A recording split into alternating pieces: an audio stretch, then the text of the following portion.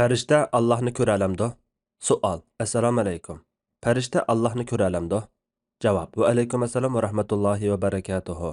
Barliq hamd sanolar Janobi Allohga bo'lsin. Durud va salomlar payg'ambarimizga, u zotning oila tavobatlarga, ashablariga va u zotga toki qiyomatgacha ergashganlarga bo'lsin. Farishtalarning Janobi Alloh subhanahu va taoloni ko'ra olish to'g'risida olimlar o'ttirsida ko'z qarash o'xshashmasligi bor. Lekin Qur'on yoki sahih hadislarda ya Jibril alayhissalomning yoki boshqa farishtalarning Alloh taoloni ko'rganligi haqida biror dalil yo'q. Aniq dalil bo'lmagan bundoq bir masalada kesib aytqili bo'lmaydi. Miroj haqida kelgan hadisda Jibril alayhissalom Rasululloh sallallohu alayhi vasallam bilan birga qalamlarning shirildigan ovozini anglig'icha o'rlaganligi bayon qilingan. Ko'rganligi haqida bayon yo'q.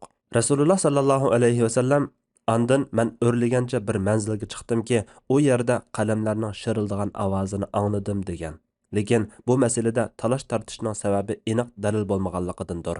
Al-Iz ibn Abdussalam qatorliq bir turkum olimlar farishtalar Alloh taoloni ko'rolmaydi deb qaragan. İmam Abul Hasan al-Ash'ari rahmatullohi alayhining Al-Ibana degan kitobida farishtalarning Alloh taoloni ko'rdiganligi bayon qilingan. İmam Bayhaqi va Ibnul Qayyim qatorliq olimlar bu qarashni yoqlagan. Her iki taraf öz qarashlarga ba'zi zaifrak yoki dalolati aniq bo'lmagan hadislarni dalil qilib keltirgan.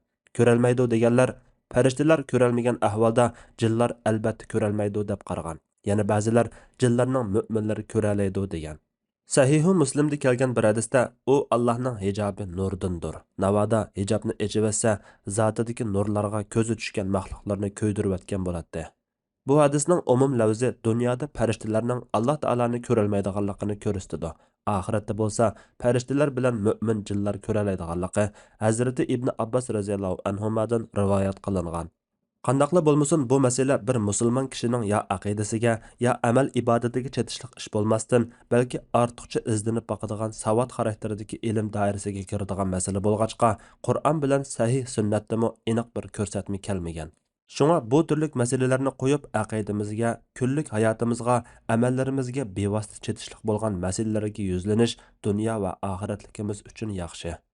Allah eng to'g'risini bilguchidir. Fatvoda Doktor Abdul Aziz rahmatulloh.